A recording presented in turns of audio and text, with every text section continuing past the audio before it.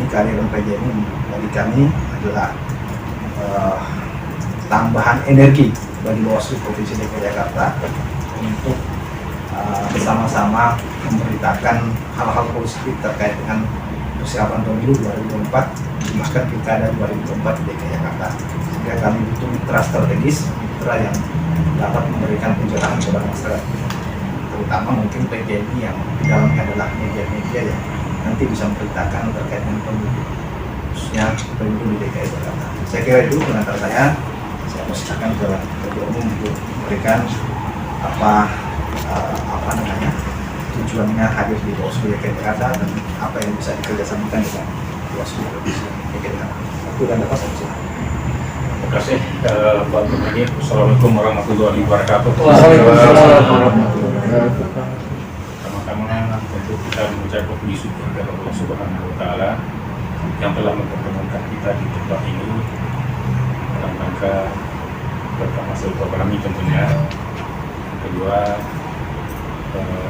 mungkin bisa ada yang bisa kita kerjasamakan antara PJMI dan Bawaslu dan lain-lain.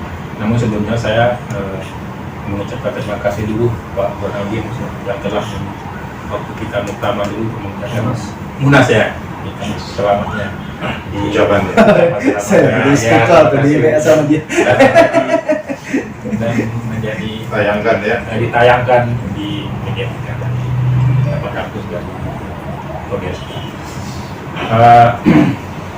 Ya begini Pak Muhammad,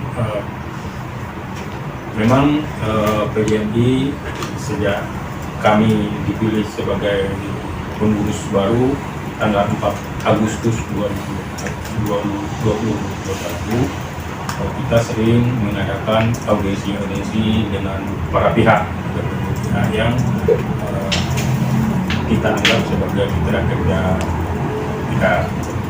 Bawaslu merupakan salah satu pihak yang kami anggap sangat strategis dan penting karena kita akan menghadapi hajatan nasional yang cukup penting yang akan menentukan arah bangsa ini. Jika hajatan pemilu itu gagal, dan tentu bangsa kita akan kacau. Dan kita PJMI dan Bawaslu punya rasa tanggung jawab yang besar bagaimana agar hajatan besar bangsa kita ini berjalan amanah. Namun sebelumnya Pak, kami ini rombongan Pak. Saya ingin memperkenalkan rombongan kami dulu ya Pak. Siap. Pak, ya kita tak kenal mata. Saya persilakan dari sana dulu Pak, dari Pak Antoni. Silakan. Ya, kita nanti begitu ya. Saya Muhammad Antoni, mantan wartawan Atar. siap Anggota senjata ya dengan PJMI. Itu aja sebentar. siap senior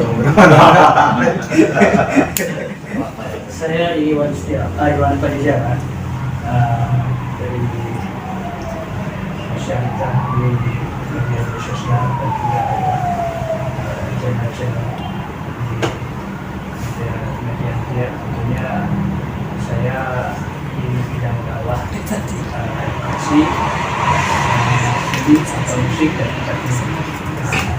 biasanya saya adanya di situ. Salah satunya saya bergabung jadi kita kolaborasi. Demikian Pak. Terima kasih.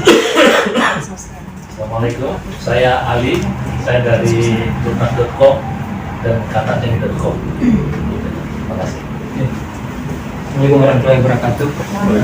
Salam kenal Bapak Anwar Aras dari TV Group dan juga mewakili teman-teman media dari Timur.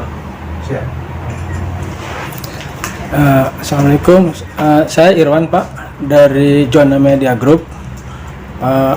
Berangkat pertama dulu pernah sama-sama Bang Widi, belakangan sekarang Bang Widi kan sekarang udah di Fokus 1 Pak. Banyak idenya itu. Ya sekian Pak. Ya terima kasih. Assalamualaikum warahmatullahi wabarakatuh. Saya Nurjana, saya sebagai pelaku seni dan pegiat sosial. Terima kasih. Bentar lagi loh. Amin, amin. Dia partai biru ya. Saya Popi Rahim, sebelumnya di media Obsession Group dan Persib. aktif di PJM gitu. Jelas Setiawan. Lu mantan Parmasan juga.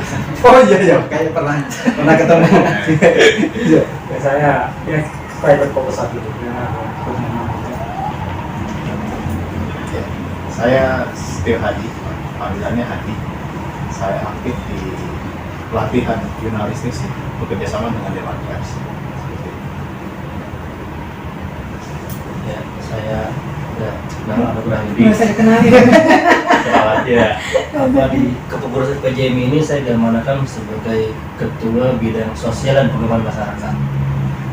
Jadi semoga kepengurusan PJM ini ke depan di bawah kepemimpinan Pak Ismail Butan bisa progresif, visioner, ya, Amin. progresif, visioner dan apa ya? Dan bisa bermanfaat. Nah, itu bermanfaat untuk umat. Medianya tadi fokus, tadi bajunya ada 986. Iya. Ya, terima kasih kawan-kawan yang telah memperkenalkan diri. Ya begitu Pak Bu Radin, ini adalah sebagian dari pengurus kita yang hadir ya, pada kesempatan ini. Perlu kami informasikan bahwa PJM ini berdiri sejak tahun 2011 Pak, dan sudah 11 tahun, hampir 12 tahun ya, dan sekarang dan sudah berganti 3 kali kepemimpinan, dan saya ada kepemimpinan keempat. Yang pemimpin pertama Pak Suboni, beliau juga pendiri dan beliau 2 periode. Kemudian Pak Iwan Samariansa yang kebetulan pada hari ini tidak sempat hadir karena sibuk di Jakarta Pak. Terus yang keempat saya, ketiga saya berarti ya. Artinya PJMI juga mempunyai misi untuk mencerdaskan anak-anak bangsa, khususnya di bidang jurnalistik. Kita telah melakukan berbagai pelatihan ke sekolah-sekolah. Dulu zamannya Pak Antoni kita berkisi sama dengan Kedutaan Besar Amerika masuk ke sekolah-sekolah, bukan hanya di Jakarta, juga di daerah-daerah gitu loh. Kita juga berkolaborasi dengan, kemarin ini kita berkolaborasi dengan Bapepti, Badan Pengawas Perdagangan Berjangka gitu ya. Utamanya kita lebih edukasi soal perdagangan kripto gitu lah yang mau kita. Banyak yang agenda-agenda yang akan kami lakukan Pak, tapi tentu tidak bisa kami lakukan sendiri. Kami ingin berkolaborasi dengan pihak lain, dengan Bawaslu, khususnya DKI ini sangat strategis Pak. Kita berkomunikasi, berkolaborasi, utamanya menyampaikan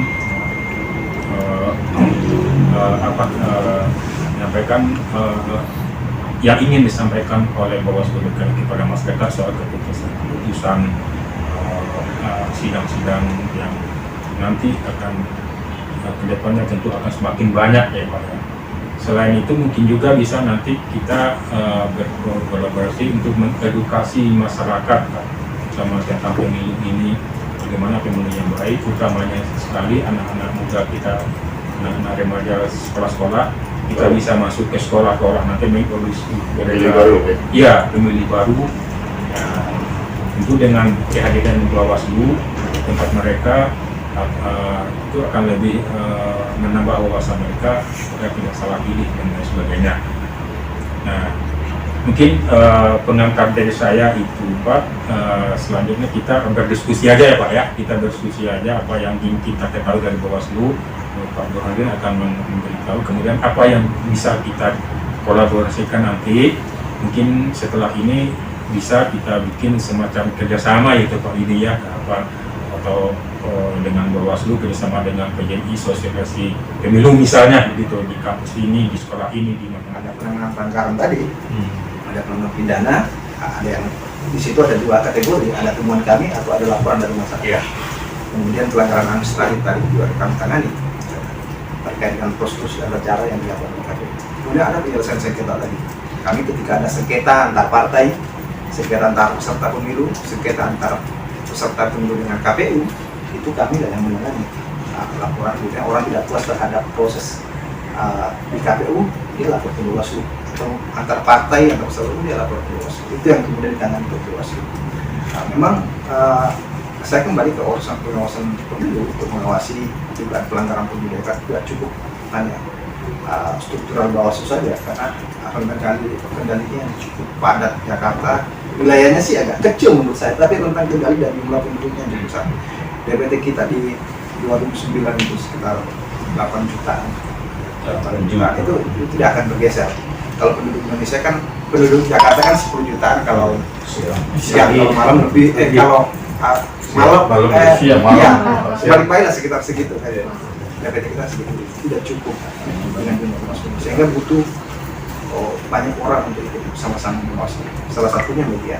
Walaupun kami juga terkadang memang dengan teman-teman media ini memang kami juga harus memberikan apa yang memberitakan soal Bawaslu juga harus paham Bawaslu, karena terkadang kami pengalaman teman-teman media memberitakan sesuatu yang tidak sesuai dengan apa yang kita sampaikan, karena dia tidak memahami soal pemilu, tidak memahami soal penguasaan pemilu.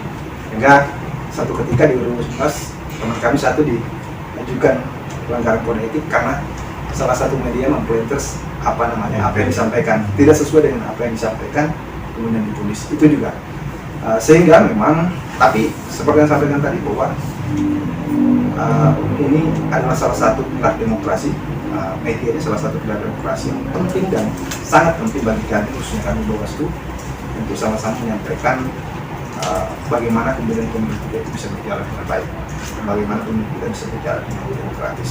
Selama ini sangat terbantu sama Widi dengan medianya, walaupun ini banyak teman-teman yang menganggap ini bukan media yang kredibel. Tapi hari ini bagi saya bukan soal itu. Soal hari ini media-media apapun itu penting, karena tidak semua orang membaca juga media-media kredibel, apalagi yang cetak-cetak itu udah jarang sekarang. Sekarang orang semua online, di-share ke WhatsApp, ke YouTube dan sebagainya. Widi selama ini membantu saya beberapa medianya tadi, 86 News, Fokus, Kicau dan sebagainya.